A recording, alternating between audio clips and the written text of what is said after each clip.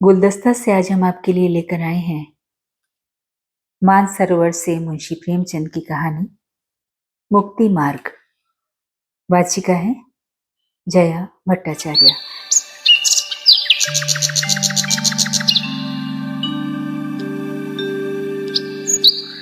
सिपाही को अपनी लाल पगड़ी पर, सुंदरी को अपने गहनों पर और वैद्य को अपने बैठे हुए रोगियों पर जो घमंड होता है, वही किसान को अपने खेतों को लहराते हुए देखकर होता है।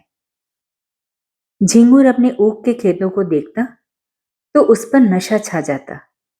3 बीघे ऊख थी, इसके 600 रुपए तो अनायास ही मिल जाएंगे, और जो कहीं भगवान ने डांडी तेज कर दी तो फिर क्या पूछना। दोनों बैल बुढ़े हो गए, अब की नई गोई बटेसर के मेले में ले आएगा। कहीं 2 बीघे खेत और मिल गए तो लिखा लेगा। रुपए की क्या चिंता है, बनिए अभी से उसकी खुशामद करने लगे थे। वो अपने आगे किसी को कुछ समझता ही न था। एक दिन संध्या समय वो अपने बेटे को गोद में लिए मटर की फलियां तोड़ रहा था। इतने में उसे भेड़ों का एक झुंड अपनी तरफ आता दिखाई दिया। वो अपने मन में कहने लगा, इधर से भेड़ों के निकलने का रास्ता न था। क्या खेत की मेड़ पर से भेड़ों का झुंड नहीं जा सकता था? भेड़ों को इधर से लाने की क्या जरूरत? वे खेत को कुचलेंगी, चरेंगी, इसका डांड कौन देगा? मालूम होता है बुद्धू गडेरिया है। बच्चा को घमंड हो गया है, तभी तो खेतों के बीच से भेड़े लिए चला आता है। जरा इसकी ढिठाई तो देखो। देख रहा है कि मैं खड़ा हूं, फिर भी भेड़ों को लौटाता नहीं।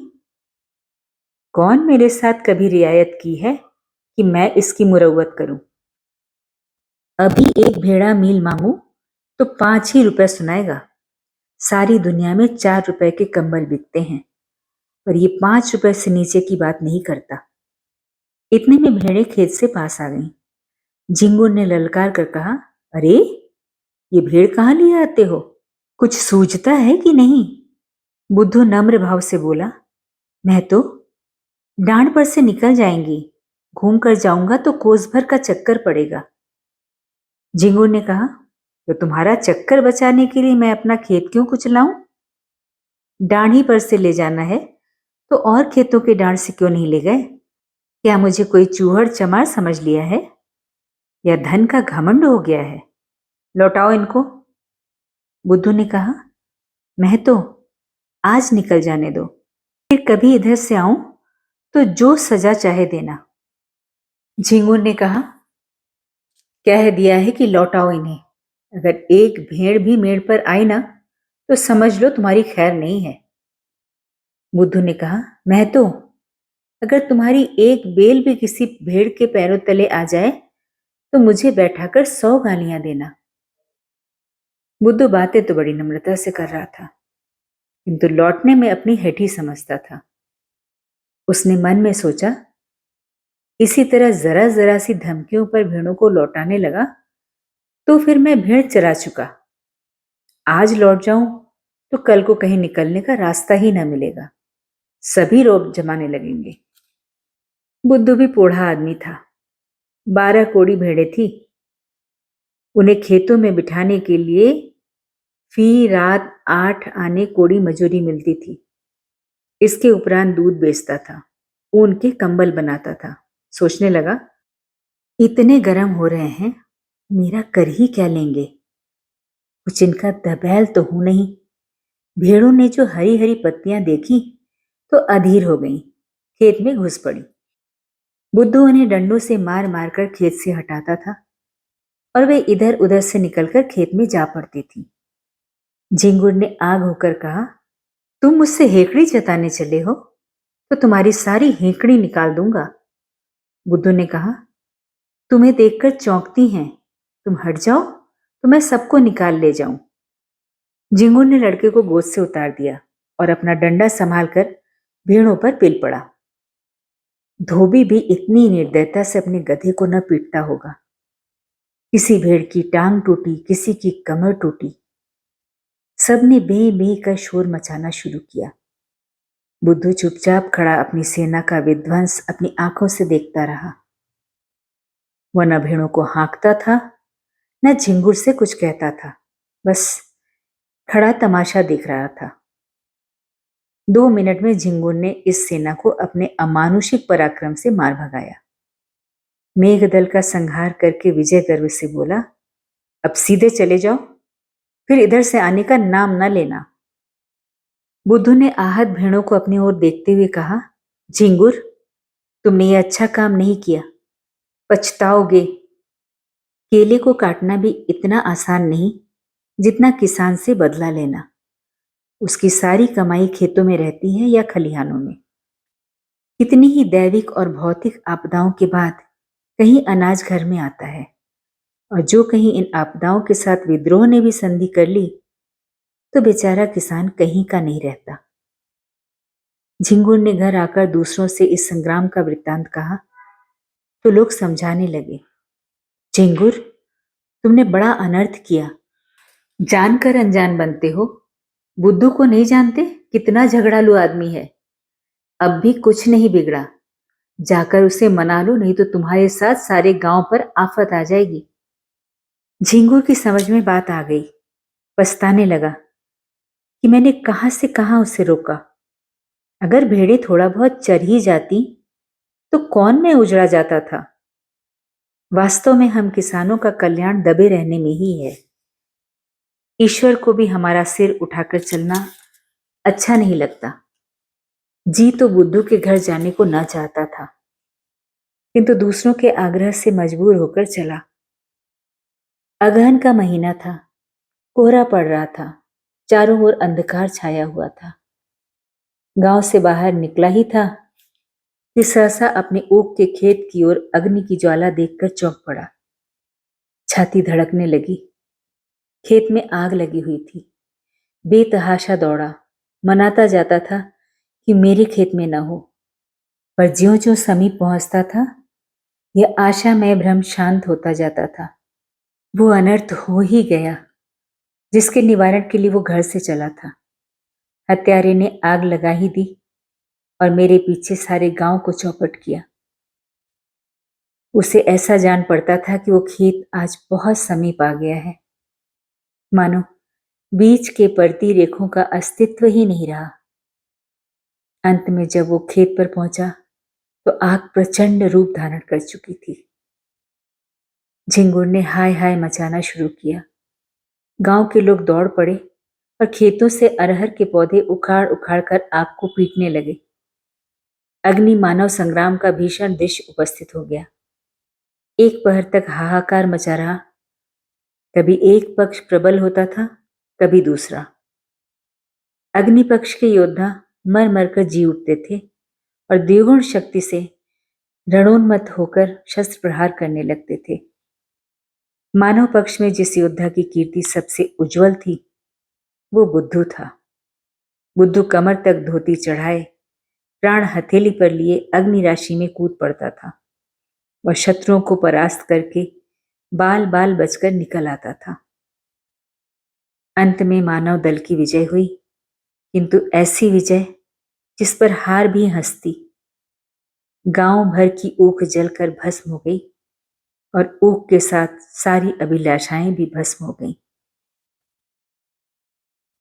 आग किसने लगाई ये खुला हुआ भेद था। किसी को कहने का साहस न था, कोई सबूत नहीं। प्रमाणहीन तर्क का मूल्य ही क्या। झिंगुर को घर से निकलना मुश्किल हो गया। जिधर जाता ताने सुनने पड़ते। लोग प्रत्यक्ष कहते थे, ये आग तुमने लगवाई, तुम्ही ने हमारा सर्वनाश किया। तुम ही हमारे घमंड के धरती पर पैर न रखते थे। आपके आप गए, अपने साथ गांव भर को डुबो दिया। बुद्धू को न छेड़ते तो आज क्यों ये दिन देखना पड़ता। झिंगुर को अपनी बर्बादी का इतना दुख न था जितना इन जली कटी बातों का। दिन भर घर में बैठा रहता। पूस का महीना आया, जहां सारी रात कोल्हू चला करते थे। गुड़ की सुगंध उड़ती रहती थी, भट्टियां जलती रहती थीं और लोग भट्टियों के सामने बैठे हुक्का पिया करते थे। वहां सन्नाटा छाया हुआ था। ठंड के मारे लोग सांझ ही से किवाड़े बंद करके पड़े रहते।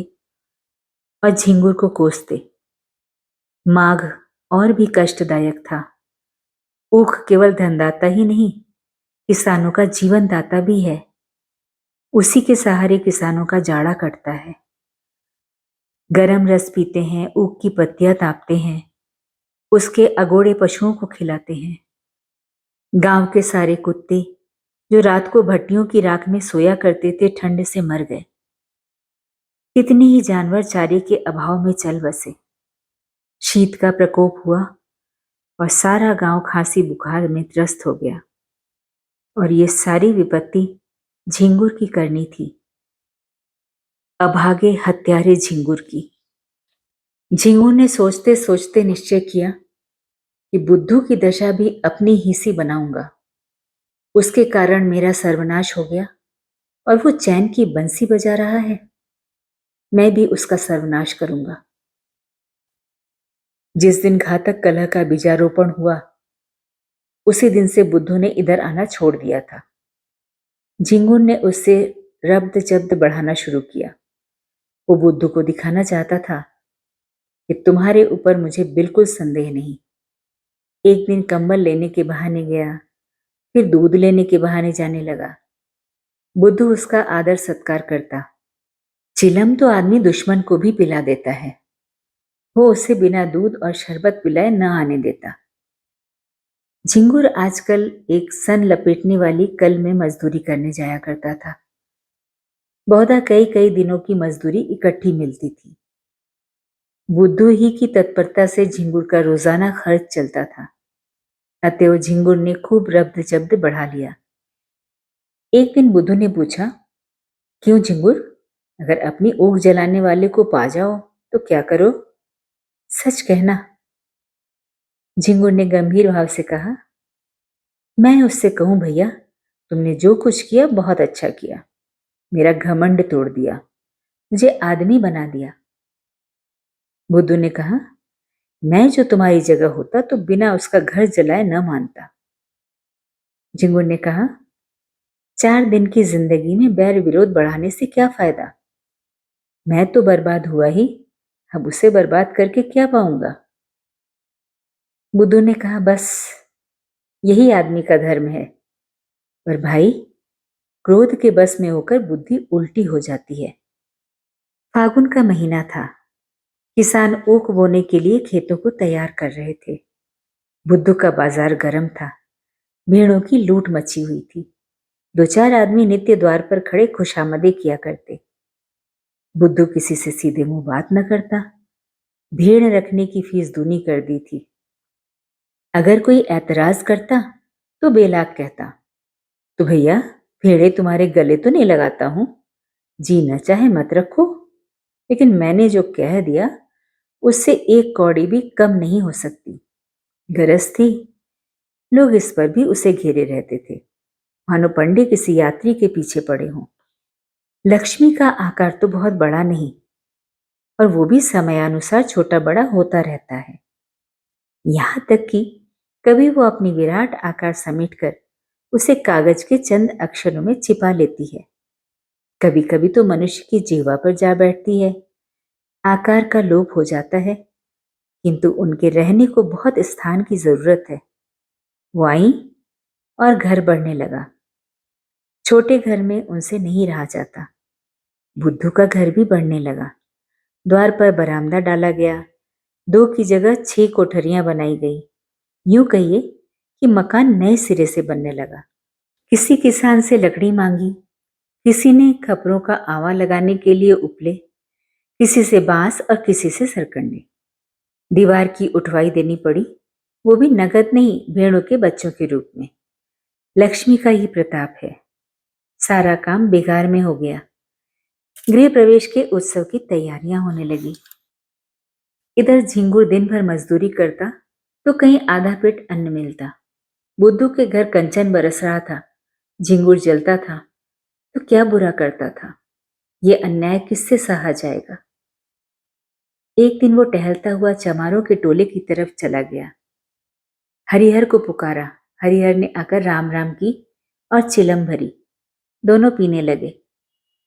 ये चमारों का मुखिया बड़ा दुष्ट आदमी था।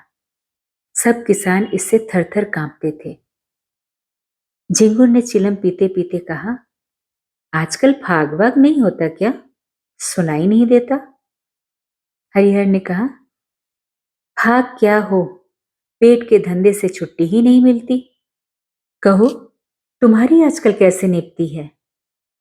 झिंगुर ने कहा, क्या निपटी है? नकटा जिया बुरे हवाल। दिन भर कल में मजदूरी करते हैं तो चूल्हा जलता है। चांदी तो आजकल बुद्धू की है, रखने को ठौर नहीं मिलता। नया घर बना, भेड़े और ली हैं। अब गृह प्रवेश की धूम है। सातों गांव में सुपारी जाएगी। हरिहर ने कहा, लक्ष्मी मैया आती है तो आदमी की आंखों में सील आ जाता है, पर उसको देखो, धरती पर पैर नहीं रखता, बोलता है तो ऐंठ ही कर बोलता है। झिंगुर ने कहा, क्यों ना ऐंठे, इस गांव में कौन है उसकी टक्कर का? पर यार, ये अनीति तो नहीं देखी जाती। भगवान दे तो सिर झुकाकर चलना चाहिए, ये नहीं कि अपने बराबर किसी को समझे ही नहीं। उसकी डींग सुनता हूं तो बदन में आग लग जाती है। कल का बानी आज का सेठ, चला है हम ही से अकड़ने। अभी कल लंगोटी लगाए खेतों में कौए हकाया करता था, आज उसका आसमान में दिया जलता है। हरिहर ने कहा, कहो तो कुछ उताजोग करूं? झिंगुर ने कहा, क्या करोगे? इसी डर से तो गाय भैंस नहीं पालता। हरिहर ने कहा, भेड़े तो हैं। झिंगुर ने कहा, क्या? बगला मारे पकना हाथ। हरिहर ने कहा, फिर तुम ही सोचो। झिंगुर ने कहा, ऐसी जुगत निकालो कि फिर पनपने न पावे। इसके बाद फुस फुस करके बातें होने लगी। ये एक रहस्य है कि भलाइयों में जितना द्वेष होता है, बुराइयों में उतना ही प्रेम। विद्वान विद्वान को देखकर, साधु साधु को देखकर और कवि कवि को देखकर चलता है। एक दूसरे की सूरत नहीं देखना चाहता। पर जुआरी जुआरी को देखकर, शराबी शराबी को देखकर, चोर चोर को देखकर सहानुभूति दिखाता है, सहायता करता है। एक पंडित जी अगर अंधेरे में ठोकर खाकर गिर पड़े तो दूसरे पंडित जी उन्हें उठाने के बदले 2 ठोकरें और लगाएंगे कि फिर वो उठ ही न सके। पर एक चोर पर आफत आई देखकर दूसरा चोर उसकी आड़ कर लेता है। बुराई से सब घृणा करते हैं, इसलिए बुरों में परस्पर प्रेम होता है। भलाई की सारा संसार प्रशंसा करता है, इसलिए भलों में विरोध होता है। चोर को मारकर चोर क्या पाएगा? घृणा। विद्वान का अपमान करके विद्वान क्या पाएगा? यश। झिंगुर और हरिहर ने सलाह कर ली। षड्यंत्र रचने की विधि सोची गई। उसका स्वरूप, समय और क्रम ठीक किया गया। झिंगुर चला तो अकड़ा जाता था, मार लिया दुश्मन को, अब कहाँ जाता है। दूसरे दिन झिंगुर काम पर जाने लगा तो पहले बुद्धू के घर पहुंचा। बुद्धू ने पूछा, क्यों, आज नहीं गए क्या? झिंगुर ने कहा, जा तो रहा हूं, तुमसे यही कहने आया था कि मेरी बछिया को अपनी भेड़ों के साथ क्यों नहीं चरा दिया करते। बेचारी खूंटे से बदी मरी जाती है, न घास न चारा, क्या खिलावे। बुद्धू ने कहा, भैया, गाय भैंस नहीं रखता। चमारों को जानते हो, एक ही हत्यारे होते हैं। उसी हरिहर ने मेरी गौएं मार डाली, न जाने क्या खिला देता है। तब से कान पकड़े कि अब गाय भैंस न पालूंगा। लेकिन तुम्हारी एक ही बछिया है, उसको कोई क्या करेगा, जब चाहो पहुंचा दो। ये कहकर बुद्धू अपने गृहोत्सव का सामान दिखाने लगा। घी, शक्कर, मैदा, तरकारी सब मंगा रखा था। केवल सत्यनारायण की कथा की देर थी। झिंगुर की आंखें खुल गई। ऐसी तैयारी न उसने स्वयं कभी की थी, न किसी को करते देखा था। मजदूरी करके घर लौटा तो सबसे पहला काम जो उसने किया वो अपनी बच्चिया को बुद्धू के घर पहुंचाना था। उसी रात को बुद्धू के यहाँ सत्यनारायण की कथा हुई, ब्रह्मभोज भी किया गया। सारी रात विप्रों का आगत स्वागत करते गुजरी। भेड़ों के झुंड में जाने का अवकाश ही न मिला। प्रातःकाल भोजन करके उठा ही था क्योंकि रात का भोजन सवेरे मिला कि एक आदमी ने आकर खबर दी, बुद्धू, तुम यहां बैठे हो? उधर भेड़ों में बछिया मरी पड़ी है। भले आदमी, उसकी पगैया भी नहीं खोली थी। बुद्धू ने सुना और मानो ठोकर लग गई। झिंगुर भी भोजन करके वहीं बैठा था। बोला, हाय, मेरी बच्चियां, चलो जरा देखूं तो।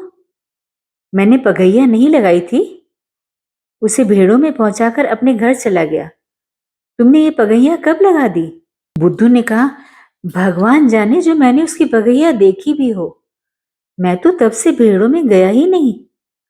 झिंगुर ने कहा, जाते ना तो पगैया कौन लगा देता? गए होगे, याद ना आती होगी। एक ब्राह्मण बोला, मरी तो भेड़ों में ही ना। दुनिया तो यही कहेगी कि बुद्धू की असावधानी से उसकी मृत्यु हुई, पगैया किसी की हो।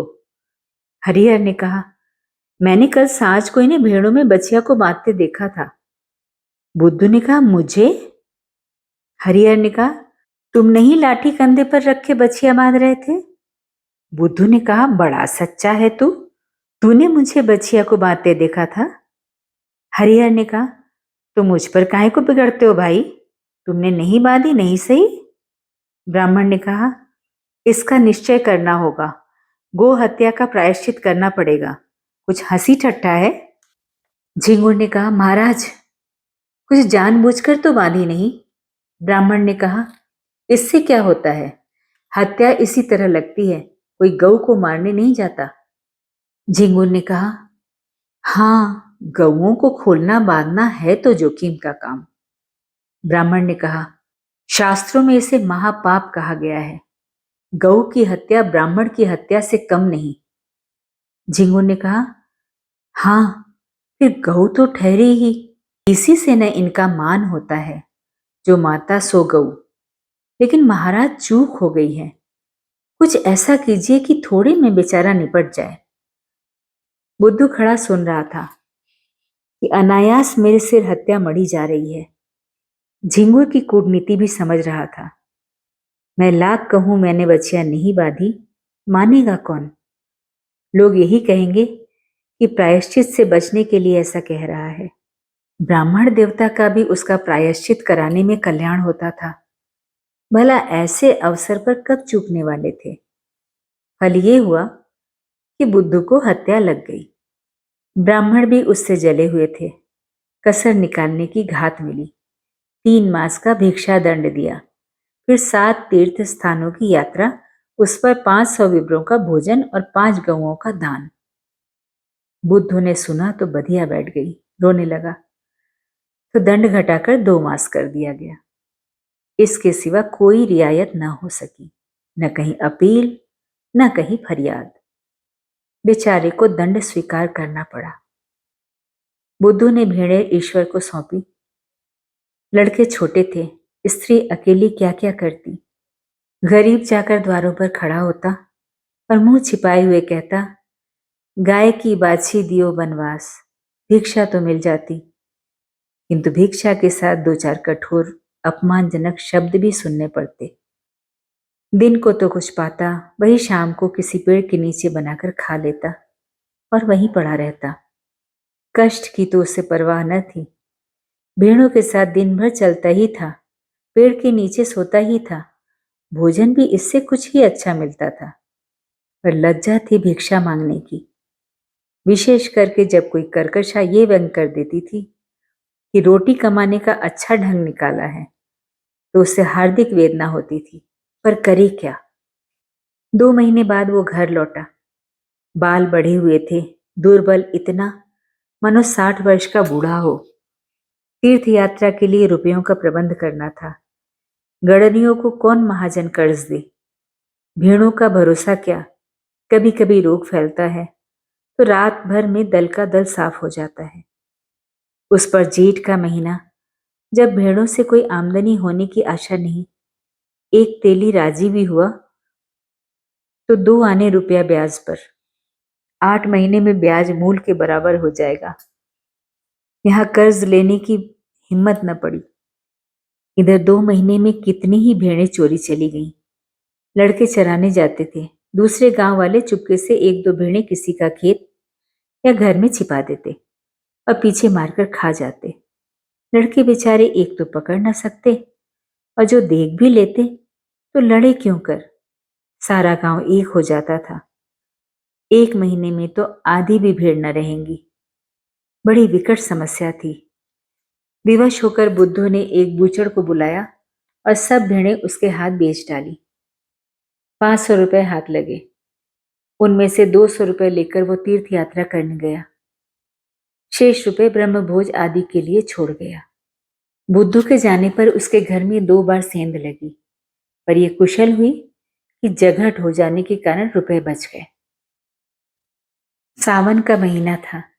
चारों ओर हरियाली छाई हुई थी। झिंगुर के बैल न थे, खेत बटाई पर दे दिए थे। बुद्धू प्रायश्चित से निवृत्त हो गया था और उसके साथ ही माया के फंदे से भी। न झिंगुर के पास कुछ था न बुद्धू के पास। कौन किससे जलता और किस लिए जलता। सन की कल बंद हो जाने के कारण झिंगुर अब बेलदारी का काम करता था। शहर में एक विशाल धर्मशाला बन रही थी। हजारों मजदूर काम करते थे। झिंगुर भी उन्हीं में से था। 7वें दिन मजदूरी के पैसे लेकर आता था और रात भर रहकर सवेरे फिर चला जाता था। बुद्धू भी मजदूरी की टोह में यहीं पहुंचा। जमादार ने देखा दुर्बल आदमी है, कठिन काम तो इससे हो न सकेगा। कारीगरों को गारा देने के लिए रख लिया। बुद्धू सिर पर तसला रखे गारा लेने गया तो झिंगुर को देखा। राम राम हुई। झिंगुर ने गारा भर दिया, बुद्धू उठा लाया। दिन भर दोनों चुपचाप अपना अपना काम करते रहे। संध्या समय झिंगुर ने पूछा, कुछ बनाओगे ना? बुद्धू, नहीं तो खाऊंगा क्या? झिंगुर ने कहा, मैं तो 1 जून चबेना कर लेता हूं, इस जून सत्तू पर काट देता हूं, कौन झंझट करे। बुद्धू ने कहा, इधर उधर लकड़ियां पड़ी हुई हैं, बटोर लाओ। आटा मैं घर से लेता आया हूं, घर ही पर पिसवा लिया था, यहां तो बड़ा महंगा मिलता है। इसी पत्थर की चट्टान पर आटा गूंथे लेता हूं। तुम तो मेरा बनाया खाओगे नहीं, इसलिए तुम ही रोटियां सेको, मैं बना दूंगा। झिंगुर ने कहा, तवा भी तो नहीं है। बुद्धू ने कहा, तवे बहुत हैं, अभी गारे का तसला मांझे लेता हूं। आग जली, आटा गूंथा गया। झिंगुर ने कच्ची पक्की रोटियां बनाई। बुद्धू पानी लाया। दोनों ने लाल मिर्च और नमक से रोटियां खाई। फिर चिलम भरी गई। दोनों आदमी पत्थर की सिलों पर लेटे और चिलम पीने लगे। बुद्धू ने कहा, तुम्हारी ऊख में आग मैंने लगाई थी। झिंगुर ने विनोद के भाव से कहा, जानता हूं। थोड़ी देर बाद झिंगुर बोला, बछिया मैंने ही बांधी थी और हरिहर ने उसे कुछ खिला दिया था। बुद्धू ने भी वैसे ही भाव से कहा, जानता हूं। फिर दोनों सो गए।